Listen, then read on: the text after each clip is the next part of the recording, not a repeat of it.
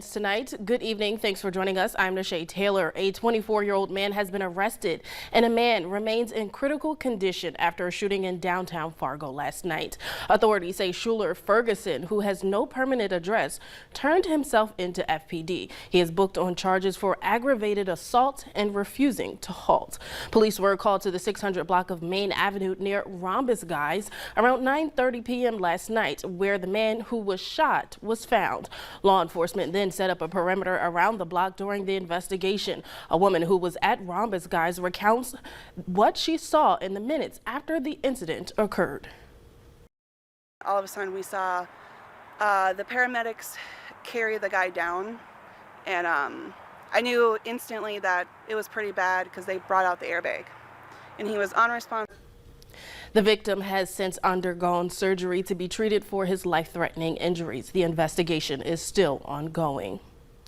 And a Bismarck man led law enforcement on a chase across state lines this afternoon. A Minnesota State Patrol trooper tried pulling over a pickup truck hauling a trailer just after 2 p.m. for suspected traffic violations. The driver, 34-year-old Joel May, refused to stop and fled in the pickup from the Moorhead area and into Fargo. Once across the North Dakota line, NDHP continued the pursuit. May later got out and ran away on foot before authorities caught up with him. Right now, it's unclear what charges he will be facing. The West Fargo Fire Department knocked down a vehicle fire this morning after responding to the 1900 block of Main Avenue East. A parked truck with a camper attached were both up in flames when crews arrived on scene. No injuries have been reported, and the investigation into what caused the fire is still ongoing. Hazmat crews were called to the Simplot plant in Grand Forks this morning after an ammonia leak. Upon arrival, all employees had already been evacuated. The hazmat crew worked with Simplot employees to locate the leak. Once it was found, the leak was controlled within about 2 hours. Authorities say the ammonia leak was confined to one room. No one was hurt and no other neighboring businesses were in danger. Well, it felt a little bit warmer today. Jim is here now to give us details on what to expect for this upcoming week. Hey, Jim. Hey, Nashay, that's right. Today was warmer, and that warming trend will continue at least through the next few days. But for right now, we're taking a look here at the Dakota Magic Skycam, where you can see those flags are really blowing there in the breeze, and even the camera is shaking quite a bit right now. Temperatures across the region are showing most places in the 60s and 70s. We have a 54 there up at Langdon, and even this bubble here in the middle of the valley where temperatures are hanging around in the 70s. That's because there was some clearing in the clouds there for a little bit this afternoon, which allowed temperatures to increase more there than rest of the valley. But we do have this line of showers making its way from the southwest to the northeast, and it is encroaching that bubble of 70-degree weather. So I expect them to start to dip a little bit in the coming hours. For us here in Fargo, we'll continue to see those clouds in place through the evening and into the overnight hours as we see our temperatures dip into the 50s tonight. So we'll keep with those warmer temperatures at least for a few more days. Well, I like the sound of that because, you know, even though we're in fall, I'm not ready for it. Much better than those we had last week. Yep. Yeah, for sure. All right. Thanks so much, Jim. The murder of college student Anita Knutson in Minot in 2007 became a cold case. But with the help of investigators on the show Cold Justice on Oxygen Network, authorities made an arrest. The episode featuring Knutson's case airs tonight at 7. Their crew went to Minot in February and played a role in looking at the case with new eyes. Anita was not, she wasn't living a risky lifestyle.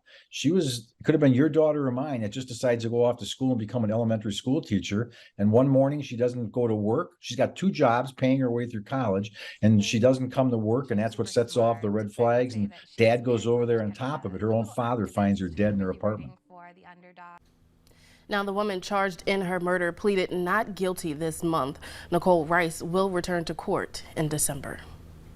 It's been almost a year since Chase Hurdle was labeled a missing person. He was last seen on November 2nd in Bismarck. After he went missing, a Bismarck resident created the Facebook page Bring Chase Hurdle Home. Some of the page's members got together to search for Chase, including Lisa Yellowbird Chase, an advocate for missing and murdered people. such a righteous, innocent victim. Anita's magnetic personality and her beauty garnered attention from men and... All right, we'll have that shot for you later at 9 and 10, but the group is planning to conduct more searches in the future. Nevada's governor has ordered flags to be flown at half-staff as the city gets ready to honor a grim anniversary. On this day in 2017, a gunman opened fire from the 32nd floor of the Las Vegas Mandalay Bay Hotel on performers and the audience at the Outdoor Music Festival. 60 people were killed and more than 800 others were wounded. The shooter, 64-year-old Stephen Paddock, later killed himself in his room at the Mandalay Bay Hotel.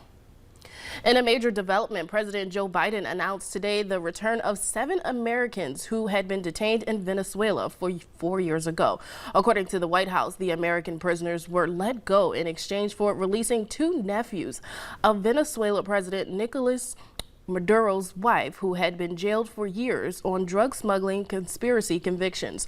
The Biden administration in the last 6 months has struck similar deals with Russia and more recently the Taliban to bring home Americans held abroad.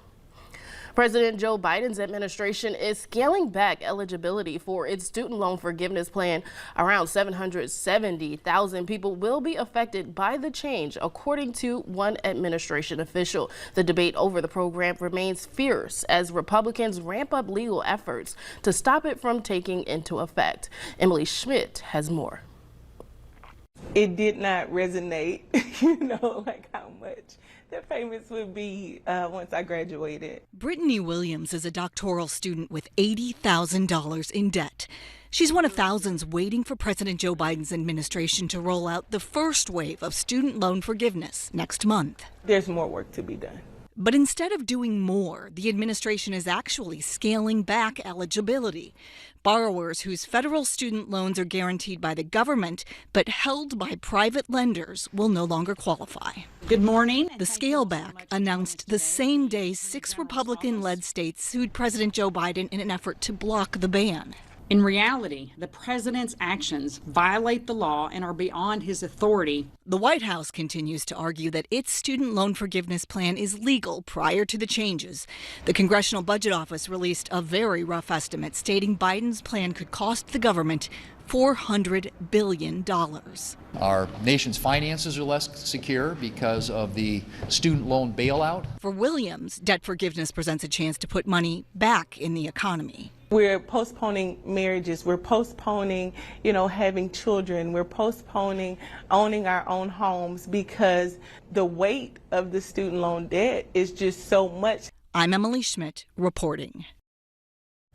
The free application for federal student aid, also known as FAFSA program, opens enrollment today of this year. FAFSA is your gateway to grants, scholarships, and student loans. In order to be considered for most federal aid programs, you need to get your forms in early. To apply, you will need just a few things, including your Social Security number, federal income tax returns, and W-2s from 2 years prior. Also, if you're a parent, don't forget to apply every year your child is in college to maximize your opportunities. Now, for more information on how to enroll, visit our website and click on this story. Former U.S. President Jimmy Carter turns 98 today. The Carter Center will host a series of virtual events to celebrate his legacy. After George H.W. Bush died in 2018 at 94, Carter became the oldest living U.S. president. He served one term as governor of Georgia and president of the United States from 1977 to 1981. Carter is celebrating his birthday at home with family. Axe throwers from around the world are in Fargo. Later on Valley News Live at 6, we'll tell you more about the competition taking place this weekend. And while nothing out of the ordinary, we did have quite a breezy day here across the valley. Aberdeen clocking in at 29 miles per hour, but things have died down just a little bit, but most of our breeze is still out west. I'll let you know how long we expect these rainy conditions to stay along and if we'll continue this warming trend coming up next.